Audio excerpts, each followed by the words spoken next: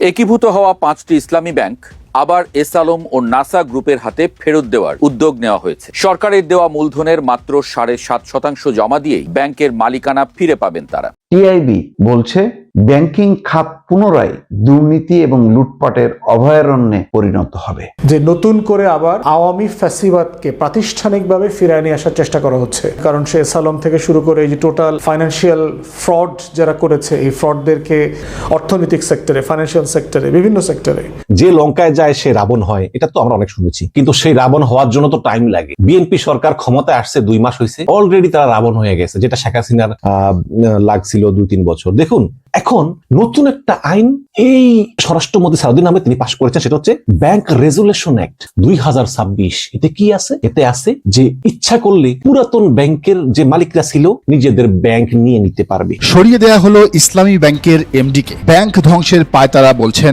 গ্রাহকরা। আসসালামু আলাইকুম। যারা এই মুহূর্তে ভিডিওটি দেখছেন তাদেরকে অনুরোধ করব দয়া করে পুরো ভিডিও সম্পূর্ণ ধৈর্য সহকারে দেখবেন। খুবই গুরুত্বপূর্ণ এবং অত্যন্ত ইম্পর্ট্যান্ট ভিডিও নিয়ে উপস্থিত হয়েছে আপনাদের মাঝে।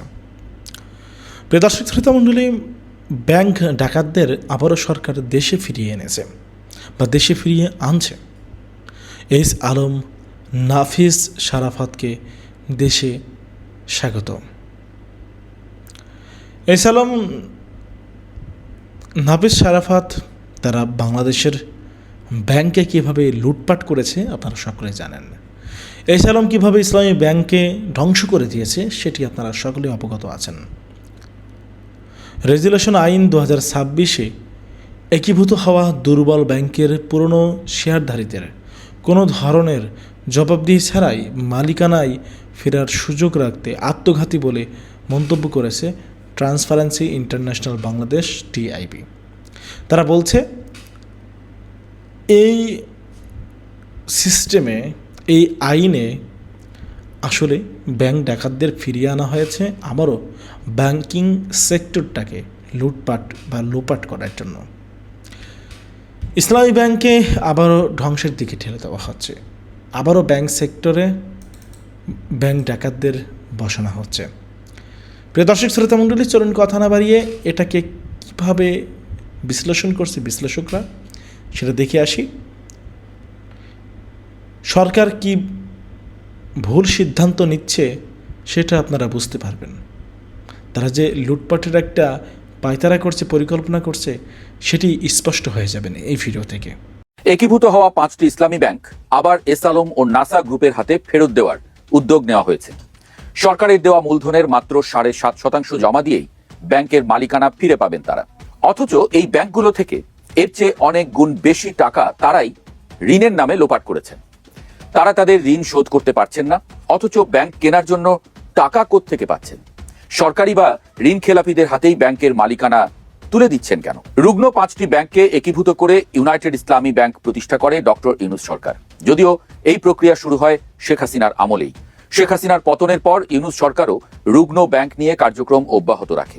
এক পর্যায়ে 5টি রুগ্ন ব্যাংককে একটি ব্যাংকে রূপান্তর করে, অর্থাৎ এক্সিম ব্যাংক, সোশ্যাল ইসলামী ব্যাংক, ফার্স্ট সিকিউরিটি ইসলামী ব্যাংক, ইউনিয়ন ব্যাংক ও গ্লোবাল ইসলামী ব্যাংক একীভূতকরণ করে সম্মিলিত ইসলামী ব্যাংক গঠন করা হয়। এই ব্যাংকটি যাতে ঠিকমতো চলতে পারে সেজন্য মূলধনও জোগাড় করে দেয় সরকার। নবগঠিত সম্মিলিত ইসলামী ব্যাংকের পরিশোধিত মূলধন 35,000 কোটি টাকা। এর মধ্যে সরকার দিয়েছে 20,000 কোটি টাকা, বাকি 15,000 কোটি টাকা আমানতকারীদের শেয়ার দেওয়া হবে। এর বাইরে আমানত বীমা ট্রাস্ট তহবিল থেকে 12,000 কোটি টাকা এবং বাংলাদেশ ব্যাংক ধার হিসেবে দিয়েছে 36,000 কোটি টাকা। অর্থাৎ সব মিলিয়ে সরকারের পক্ষ থেকে 83,000 কোটি টাকা জোগাড় করে দেওয়া হয়। কিন্তু মাত্র 1,500 কোটি টাকা জমা দিয়েই 5টি ব্যাংকের মালিকানা পাবে এস আলম এবং নাসা গ্রুপ। অথচ এই ব্যাংকগুলোতে খেলাপি ঋণের পরিমাণ প্রায় 2.25 লাখ কোটি টাকা। এর মধ্যে এই 5 ব্যাংকে শুধু এস আলম গ্রুপের খেলাপি ঋণের পরিমাণ 62,000 কোটি টাকা, আর নাসা গ্রুপের খেলাপি ঋণের পরিমাণ 9,000 কোটি টাকারও বেশি। তারা যদি তাদের খেলাপি ঋণের 5% পরিশোধ করে তাহলে তার অঙ্ক হবে 3,500 কোটি টাকা। অথচ মাত্র 1,500 কোটি টাকা দিয়ে তারা ব্যাংকই কিনে নিতে পারছে। তারা যদি ব্যাংকের মালিকানা নেয় তাহলে তারা সেখানে গিয়ে কি করবে? প্রথমত নিজেদের খেলাপি ঋণকে 9-6 করার চেষ্টা করবে, যতটা সম্ভব ঋণ এবং ঋণের সুদ মাফ করে দেবে। একই সাথে ঋণ খেলাপি হওয়ার কারণে তাদের যেসব সম্পদ ও প্রতিষ্ঠান আটকে আছে সেসব প্রতিষ্ঠানগুলোকে চালু করার চেষ্টা করবে এবং সেসব প্রতিষ্ঠান চালাতে গিয়ে আবারও ব্যাংক থেকে ঋণ নেবে। গণমাধ্যমের খবরে প্রকাশ, এস আলম গ্রুপ 11টি ব্যাংক থেকে মোট 2.25 লাখ কোটি টাকা ঋণ নিয়েছে। সরকার সংসদে ঋণ খেলাপির যে হিসাব দিয়েছে তাতে দেশের শীর্ষ 20 ঋণ খেলাপি প্রতিষ্ঠানের মধ্যে 11টি এস আলম গ্রুপের। তারা এতটাই শক্তিশালী যে তারা বাংলাদেশ ব্যাংকের গভর্নরও নিয়োগ করতে পারে। গত ফেব্রুয়ারিতে বাংলাদেশ ব্যাংকের governor doctor Ahsan H Mansur গণমাধ্যমে বলেন, একটি কুচক্রী মহল একীভূত হওয়া ব্যাংকগুলোর পুনরুদ্ধার প্রক্রিয়া ব্যর্থ করতে অপপ্রচার চালাচ্ছে, যাতে ভবিষ্যতে এসব ব্যাংক আবার আগের মালিকদের হাতে ফিরে যেতে পারে। তিনি বলেন, একীভূত হওয়া 5 ব্যাংকে কোনো অবস্থাতেই পুরনো মালিকরা ফিরে আসতে পারবে না। তার এই বক্তব্যের 2 সপ্তাহের মধ্যেই তাকে গভর্নর পদ থেকে সরিয়ে দেওয়া হয়। মজার ব্যাপার হলো, সংসদ নির্বাচনের পর বাংলাদেশ ব্যাংকের কর্মচারীদের একাংশ 5 ব্যাংককে একীভূত করার বিপক্ষে আন্দোলনে নেমেছিল। অথচ বেসরকারি ব্যাংক একীভূত হওয়া না হওয়ার সাথে বাংলাদেশ ব্যাংকের কর্মচারীদের কোনো স্বার্থ নেই। সে সময় কথা ওঠে, এস আলম এবং নাসা গ্রুপ এদেরকে মাঠে নামিয়েছে, যারা গভর্নরের বিরুদ্ধে মব তৈরি করে। ফেসবুকে কেউ কেউ লিখছেন, প্রধানমন্ত্রী তারেক রহমান সরকার গুছিয়ে ওঠার আগেই আওয়ামী লীগ এবং তার সহযোগীরা নিজেদের গুছিয়ে এনেছেন। যে এস আলম গ্রুপ লক্ষ লক্ষ কোটি টাকা ঋণ নিয়ে খেলাপি হয়ে গেছে, তাদের হাতেই ব্যাংকগুলো তুলে দেওয়া হচ্ছে। বলা হচ্ছে, ব্যাংকগুলোর মূলধনের বাকি টাকা পরবর্তী 2 বছরে 10% সরল সুদে ফেরত দিতে হবে। অর্থনীতিবিদ ডক্টর বিরূপাক্ষ পাল মন্তব্য করেছেন, এরা নিজেদের খেলাপি ঋণই ফেরত দেয় না, তারা সরকারের টাকা দেবে এর কোনো গ্যারান্টি নেই। বরং যেভাবে হাসিনা আমলে খেলাপি ঋণের মেয়াদ 5 থেকে 10 বছর বাড়িয়ে নিয়েছে, তেমনিভাবে তারেক রহমান সরকারকেও বছরের পর বছর ঘোরাবে। আর টিআইবির নির্বাহী পরিচালক ডক্টর ইফতেখারুজ্জামান মন্তব্য করেছেন, এভাবে দুর্নীতিবাজদের পুরস্কৃত করা সরকারের জন্য আত্মঘাতী হয়। যে লঙ্কায় যায় সে রাবণ হয়, এটা তো আমরা অনেক শুনেছি, কিন্তু সেই রাবণ হওয়ার জন্য তো টাইম লাগে। বিএনপি সরকার ক্ষমতায় আসছে 2 মাস হয়েছে, অলরেডি তারা রাবণ হয়ে গেছে, যেটা শেখ হাসিনার লাগছিল 2-3 বছর। দেখুন, এখন নতুন একটা আইন এই স্বরাষ্ট্রমন্ত্রী সাউদ্দিন আহমেদ তিনি পাশ করেছেন, সেটা হচ্ছে ব্যাংক রেজুলেশন অ্যাক্ট 2026। এতে কি আছে? এতে আছে যে ইচ্ছা করলে পুরাতন ব্যাংকের যে মালিকরা ছিল, যাদেরকে ইউনিয়ন সরকার সরিয়ে দিয়েছে, তারা ইচ্ছা করলে নিজেদের ব্যাংক নিয়ে নিতে পারবে। কিভাবে পারবে? তারা তো তাদের আমলে তো তারা মানে ব্যাংক থেকে কোটি কোটি কোটি মানে শত শত হাজার কোটি টাকা সরিয়েছে। বিশেষ করে এসামার বিরুদ্ধে অভিযোগ আছে যে তিনি $12 বিলিয়ন সরিয়েছেন। তার বিভিন্ন মানে শেখ হাসিনা তাকে 7টা ব্যাংক দিয়েছিল, ইনক্লুডিং ইসলামী ব্যাংক, ফার্স্ট সিকিউরিটি ইসলামী ব্যাংক, সোশ্যাল ইসলামী ব্যাংক, ইউনিয়ন ব্যাংক, সব এরকম আরো 7টা ব্যাংক আছে। এখন ওই ইসলামী ব্যাংকটা তো জামাতে ছিল, আগে জামাত নিয়ে নিয়েছে। এখন এই ইসলামী ব্যাংকটা ছাড়া বাকি যে ব্যাংকগুলো আছে, এগুলো ইচ্ছা করলে ব্যাংকের আগের মালিকরা ক্লেম করে নিতে পারবে, এবং আগে যেই হরিলুট হয়েছে ওগুলো দেওয়া লাগবে না।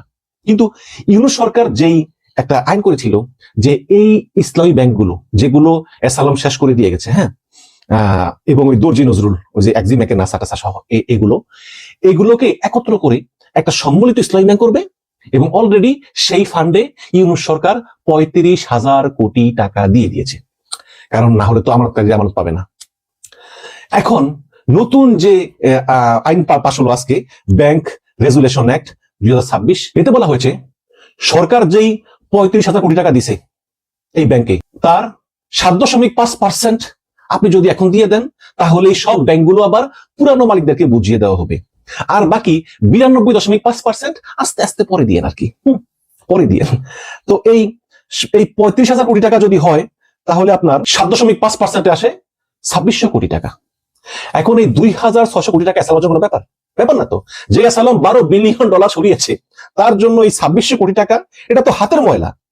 তার মানে হচ্ছে এই 2600 কোটি টাকা দিয়া আপনি তো এই 6টা ব্যাংক পাইলেনি, তার উপর আবার ইউনিয়ন সরকারের আমলে ইনভেস্ট করা 35,000 কোটি টাকা আপনি ফাও পাইলেন।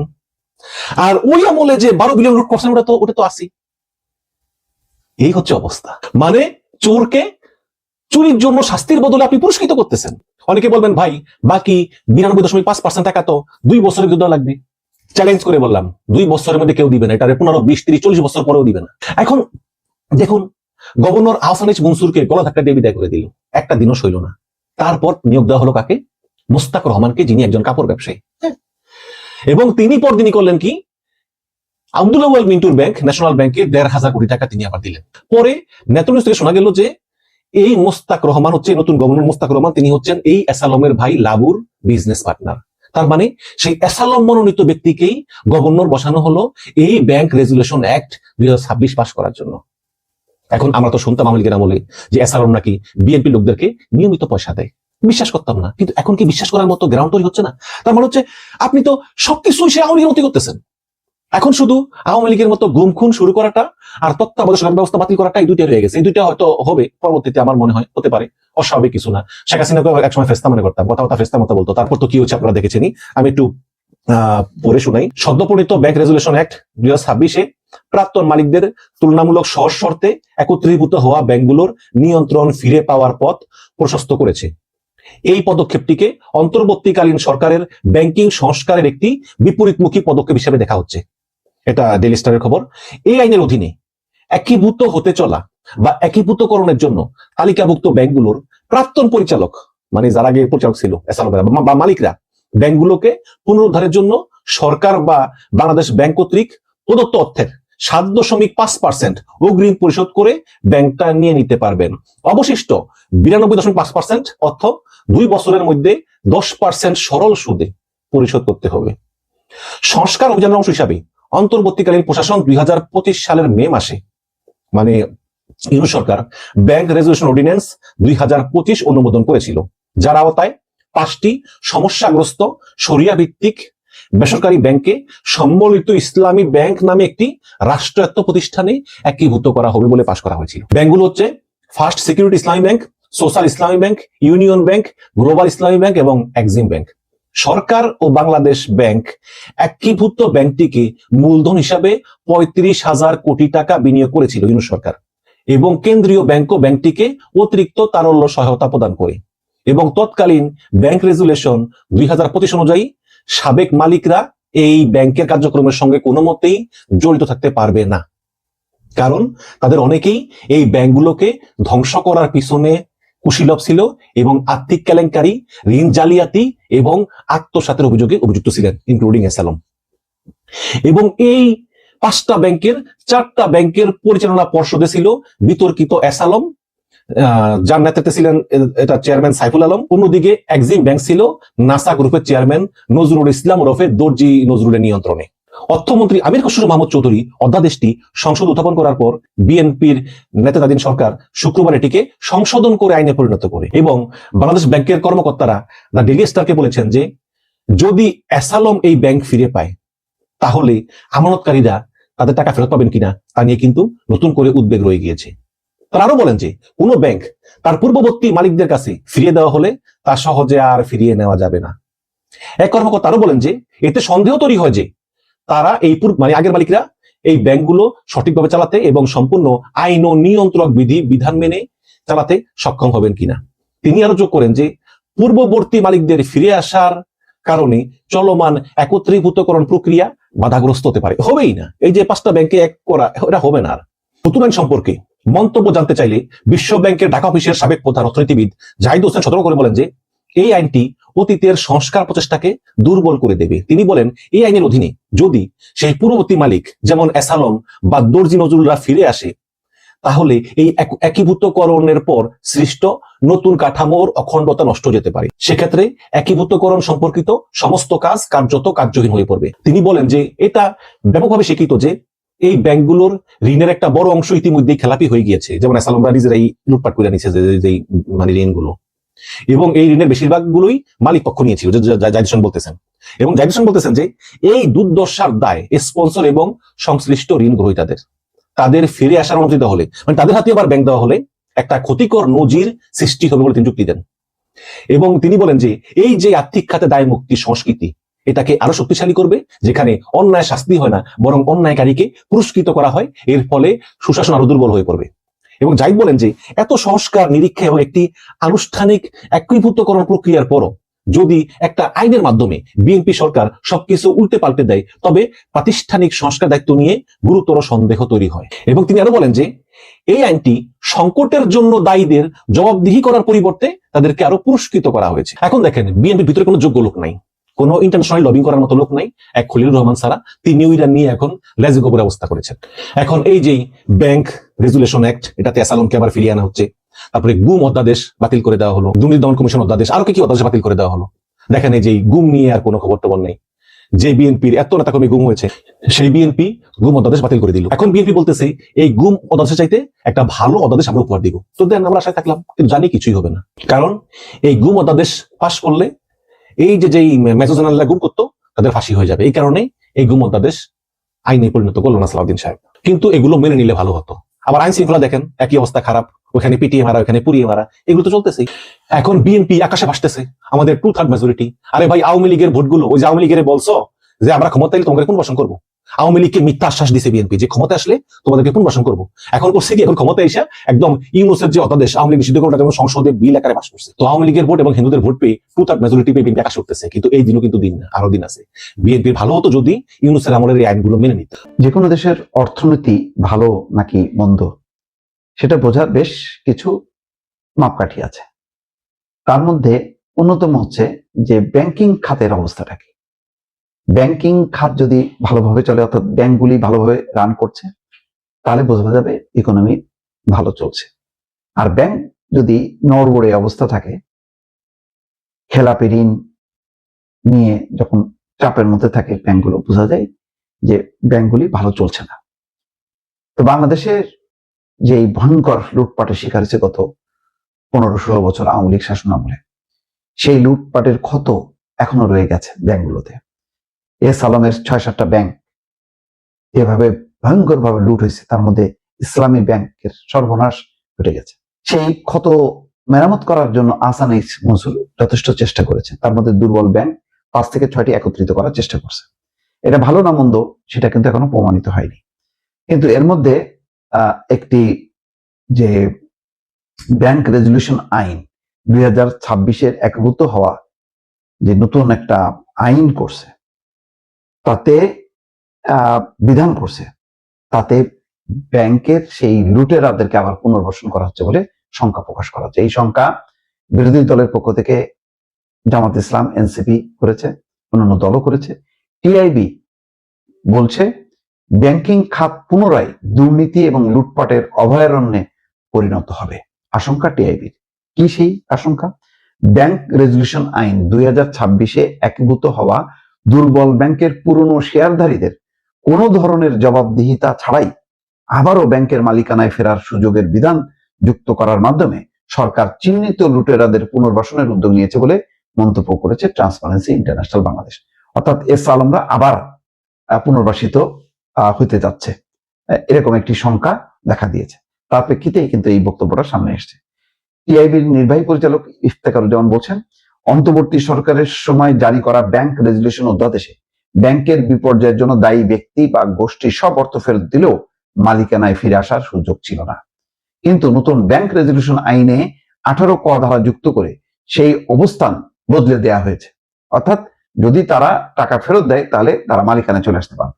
সরকার যে যুক্তি দেখাক না কেন, লুটপাট, দুর্নীতি, লুটপাটে সহায়ক এবং সুরক্ষাকারী এই সিদ্ধান্তের মাধ্যমে বাস্তবে ব্যাংক খাতের লুটেরাদের যথাযথ আইনি প্রক্রিয়ায় জবাবদিহি নিশ্চিত করা দূরে থাক, বিশালভাবে পুরস্কৃত করা হলো, যা আত্মঘাতী।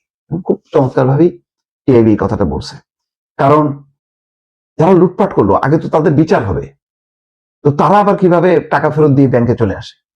তাহলে তো আবারও তারা সে পেতে থাকবে, ব্যাংক থেকে টাকা লুটপাট করবে। তিনি বলছেন ইফতেখারুজ্জামান যে সরকারের এই সিদ্ধান্ত হতাশাজনক হলেও অবাক হওয়ার মতো তেমন কিছু নেই।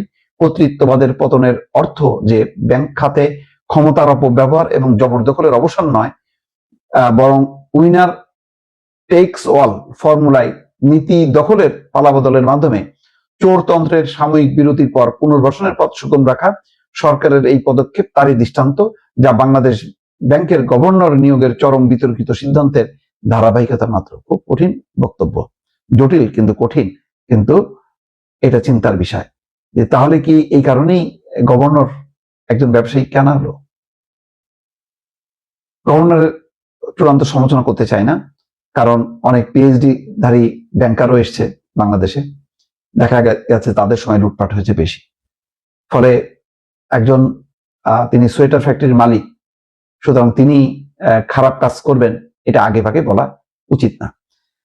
টিআইবি বলছে নতুন আইনের এই পরিবর্তনের ফলে দুর্বল বা একীভূত হওয়া ব্যাংকের পুরনো শেয়ারধারীরা আবারও মালিকানায় ফেরার সুযোগ পাবেন, যদিও এর আগে অধ্যাদেশে সেই পথ বন্ধ রাখা হয়েছিল। সংস্থাটির দাবি, ব্যাংকিং খাতের দীর্ঘদিনের অব্যবস্থাপনা, অনিয়ম এবং সুশাসনের ঘাটতি কাটাতে দায়ীদের বিচারের মুখোমুখি করার বদলে এই আইন উল্টো পুনর্বাসনের পথ তৈরি করেছে। টিআইবির এই বক্তব্যটা তারেক রহমানের সরকারের ভাবতে হবে, বিবেচনা করতে হবে, কারণ শুরুটা চমৎকার হইতে হবে।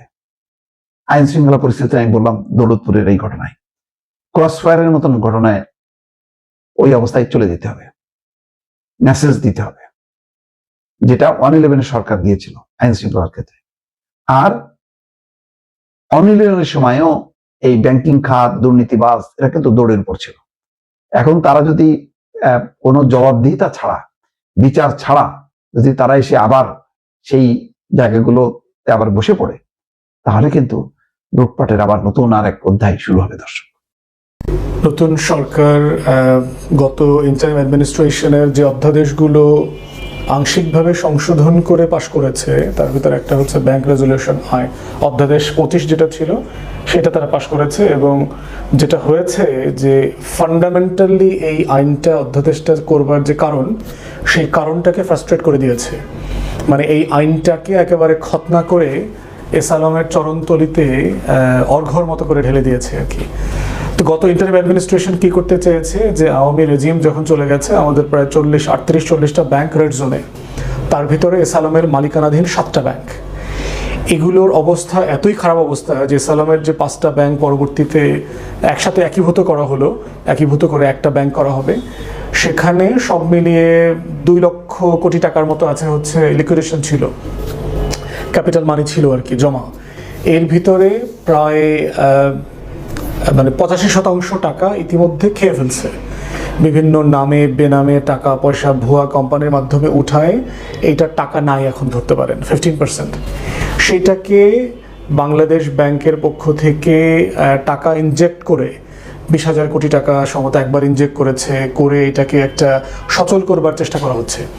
এবং ওই আইনে যেটা বলা হয়েছে, যারা ব্যাংকিং খাত থেকে এরকম টাকা লুটপাট করেছেন, টাকা যদি ঋণ খেলাফি অবস্থায় থেকে তারা শোধও করেন, মালিকানাতে আর কখনো ফিরতে পারবেন না।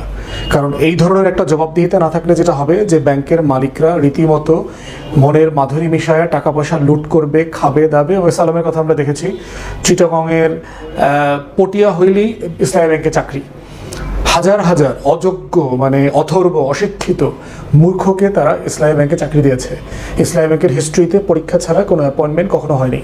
তারা একটা থরো ভেটিং সিস্টেম করে ঢাকা বিশ্ববিদ্যালয়ের কমার্স ফ্যাকাল্টির মাধ্যমে তারা রিক্রুটমেন্ট করতো। তো সেই জায়গাতে আমরা দেখেছি যে এস আলম কয়েক হাজার লোকদেরকে কোটি কোটি টাকা বাণিজ্য করেছে, 10 লাখ 20 লাখ 30 লাখ টাকা অশিক্ষিত মূর্খদেরকে চাকরি দিয়েছে ব্যাংকে। ঋণ একদম অশিক্ষিত রিক্সাওয়ালা, টং দোকানদার, তাদের নামে 10 কোটি টাকা ঋণ নিয়ে দিয়েছে। ভুয়া কাগজপত্র ওদের নামে এনআইডি দিয়ে বানায় টানায় ঋণ নিয়ে টাকাগুলো পাচার করে ফেলেছে। এখন প্রশ্ন হচ্ছে, এই যে নাফিস শারাফাত, এস আলম, এই টাইপের লোকদেরকে যদি আমরা আবার ব্যাংকিং ইন্ডাস্ট্রিতে ফিরায় নিয়ে আসি, তাহলে মানেটা কি? গত জুলাইয়ের গণ অভ্যুত্থান, নতুন রাজনৈতিক বন্দোবস্ত, সংস্কার, ব্যাংকিং খাতে শৃঙ্খলা ফিরায় নিয়ে আসা, এই সবগুলো তো অমূলক হয়ে যাবে।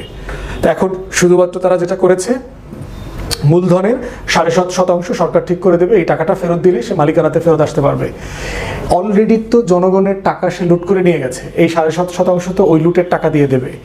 এখন তো টাকা নাই, সরকার নতুন করে আবার ট্যাক্স পেয়ারদের টাকা থেকে এই টাকাটা দিয়েছে, তাহলে এই টাকা থেকে সে আবার লুট করবে না?